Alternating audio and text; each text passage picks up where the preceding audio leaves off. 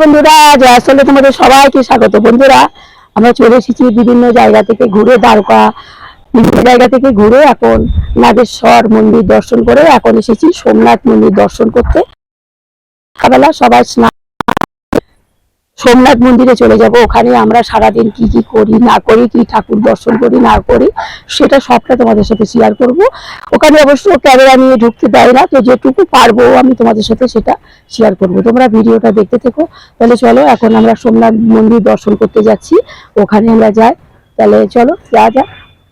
বন্ধুরা, আমরা সোমনাথ মন্দিরে বাবার কাছে চলে এসেছি। আমরা এখন বাবার মাথায় জল ঢালছি এবং বিভিন্ন রকম জিনিসপত্র দিয়ে বাবাকে স্নান করাচ্ছি। দেখো, পুজো করছি। আমি বলেছিলাম যে ভিডিওটা আমরা দেখাতে পারবো না, কিন্তু ঠাকুরমশাই, এই যে ঠাকুরমশাই আমাদের ভিডিওটা তুলে দিয়েছে, ফটোটা তুলে দিয়েছে, তাও তোমাদের দেখাচ্ছি। দেখো, অপূর্ব দৃশ্য।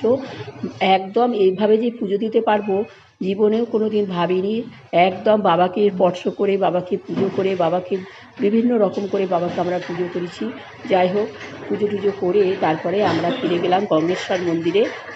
ওখানেও আমি অনেকগুলো শিব আছে, 5টা শিব, আর বিভিন্ন ধরনের আরও অনেক ঠাকুর আছে, গণেশ ঠাকুর, মাতা, বিভিন্ন রকম ঠাকুর আছে। দেখো, এখানে হলো আমি এখানে যে কোনো দিন যেতে পারবো সেটাও ভাবিনি। এখানে সমুদ্রের গুহার ভিতরে এখানে এই পঞ্চশিব আছে। আমরা ভিডিওতে দেখেছি যে সমুদ্রের জল এসে বাবাকে পুরো স্নান করিয়ে দিচ্ছে, একদম ঢেউয়ে ভরে যাচ্ছে। কিন্তু আমার মনে মনে ইচ্ছাই ছিল এটা কোথায়, আমি যদি কোনো দিন যেতে পারি। কিন্তু হঠাৎ করে আমরা সেখানে চলে আসলাম, এসেই দেখি সেই শিব, সেই সমুদ্র, সেই গুহা। দেখো, পাশেই সমুদ্র। অবশ্য সমুদ্রটা এখন ভাটা পড়ে গেছে, এই জন্যে জলটা ওখানে নেই।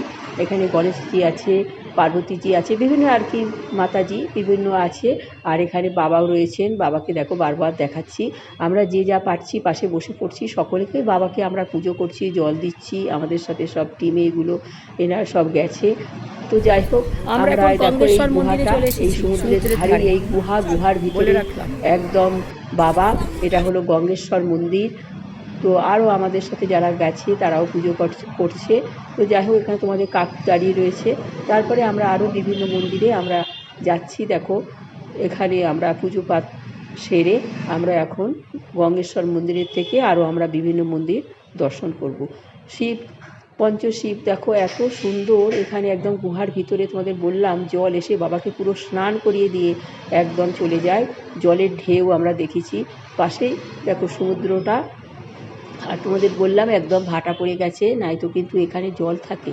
জলে ভর্তিই বাবাকে বারবার করে ঢেউ আসে। তারপরে আমরা আরেকটা সমুদ্রের ধারে চলে গেলাম, সেখানে দেখো বাবা। এখানেও দেখো ভাটা পড়ে গেছে। যখন জোয়ার আসে তখন বাবা কিন্তু একদম জলের নিচেই চলে যায়, কপিল মুনির আশ্রমের মতন আমরা শুনেছি। আবার দেখো এখানে আবার এখন ভাটা, এই জন্যে আমরা সকলে আবার এখানে ফুল, বেলপাতা, সমস্ত কিছু পাওয়া যায়, দুধ, জল টল, সেই সব দিয়েই আমরা বাবাকে আমি পুজো করলাম। তো অনেক কাকু অবশ্য করেছে এবং আমাদের সাথে সাথে যারা যারা গেছে অনেকেই পুজো করেছে। তো যাই হোক, বাবাকে আমরা পুজো করলাম, মন ভরে গেল। একদম সমুদ্রের এটা ধারেও না, মধ্যিখানেও না, মাঝে আর কি, পাশে। এখানে জলে একদম ভর্তি থাকে। এখন দেখো বড় বড় পাথর আর পাশে সমুদ্র। তারপরে বাবাকে পুজো টুজো করে আমরা একটু পরিক্রমা করে নিলাম বাবাকে। এত সুন্দর লাগছে এই সোমনাথের মন্দির দর্শন করে। আমরা আশেপাশে যে সমস্ত শিবগুলো, আমি শিব বাবাকে যেগুলো আমরা পুজো টুজো করলাম, কিছু কিছু তোমাদের দেখালাম।